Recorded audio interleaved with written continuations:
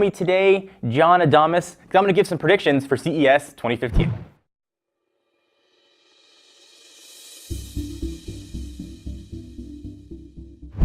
So for those of you that might not be familiar with CES, it stands for Consumer Electronics Show, CES. And it is the largest gathering of consumer electronics vendors and media and enthusiasts of the industry in the US every year. Now the show has waned in recent years. It used to be where huge products were announced, Microsoft gave keynotes, and it just was a giant extravaganza of geeky awesomeness. That has sort of petered down a little bit.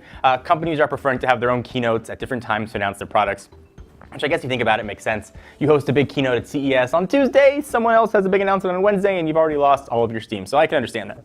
But what we are seeing at CES is the unveiling of new technologies that maybe aren't necessarily new products, but sort of new ideas and new things that are going to incorporate themselves into products over the coming year. So I present to you, dear viewer and reader, my predictions for CES 2015. I think 4K is certainly going to be everywhere, but that is yesterday's news. I think what we're going to see is more creative use of OLED technology. If you guys are wondering what OLED stands for, it stands for Organic Light Emitting Diode, which is just nerd talk for the pixels on the screen essentially emit their own light, so you don't have to have any backlighting or side lighting like you have with current LEDs. That means pictures generally look a lot better, blacks look a lot blacker, they're a little less washed out. Current LED TVs already look awesome. But I think we're going to see sort of more curves. That's sort of we saw last year at CES, the first sort of round of curved TVs. We're going to see more mass market curved displays at lower prices. We're also going to see thinner and thinner bezels, almost to the point where bezels don't exist. Sharp, for the past few years, has shown bezel-less panels. And I mean like bezel-less. There isn't even a little bit of a line on the side. I think we're going to start to see that bezel-less technology make its way into consumer products, which is absolutely freaking awesome and ridiculous to see in real life.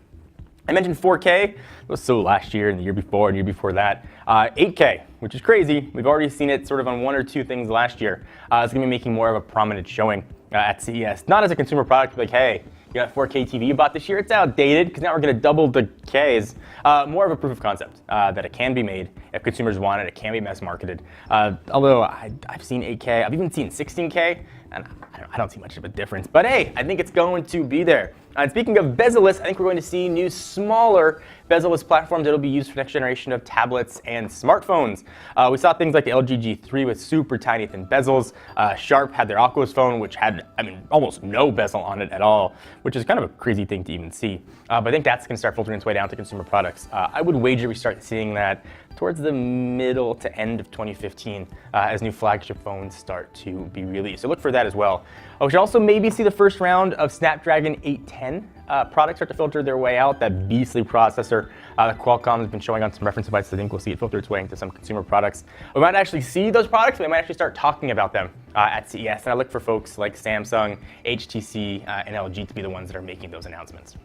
Speaking of smartphones, whether you want them or not, I think we're going to start seeing 4K displays on smartphones, which for me seems absolutely asinine and ridiculous, but you know, there's got to be spec war for something. I don't know if we're ever going to see those mass marketed. I think battery technology is not nearly where it needs to be yet, which we'll talk about in just a second. But those are coming. 2K on smartphones is 2014. I think double the amount of K is going to be a big push for 2015. I'm inclined to think it's going to go the way of 3D smartphones and last a year, and then just people aren't going to care that much about it because the screen's that big. Unless you're looking at a 4K image on there, you're not going to notice a difference.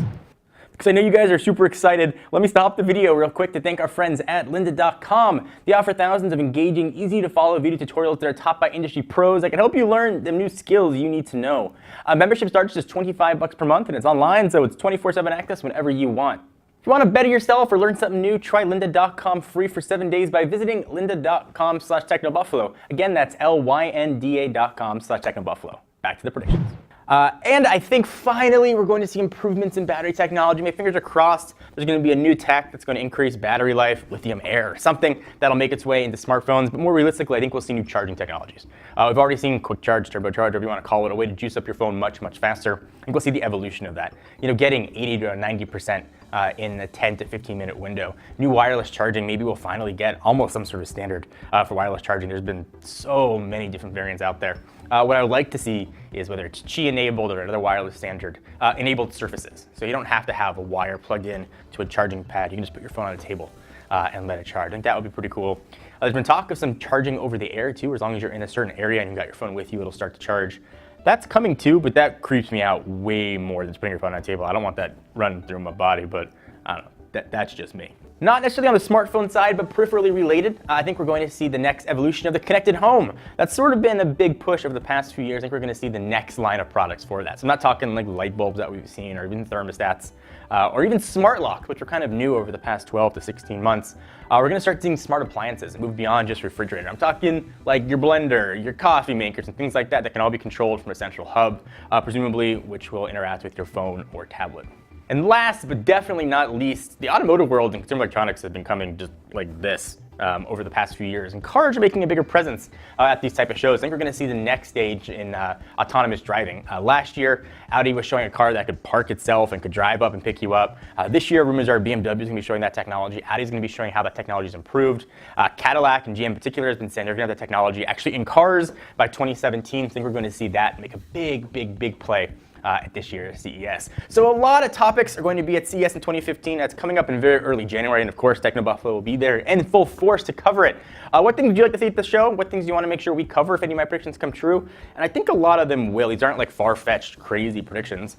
These are sort of based on industry knowledge and things that I've heard and rumored over the past few months. Thank you guys for watching. Hope you enjoyed. Until next time, I am John Render from Techno Buffalo. See you guys next video. Bye. Thank you guys for watching. Hope you enjoyed. We love making tech videos here. If you like watching them as much as we love making them and just enjoy playing with the latest consumer electronics gear, check us out. Hit the big subscribe button. We got new videos coming out almost every single day. We also have a channel on Twitch where we play games, sometimes not so well, at twitch.tv/technobuffalo.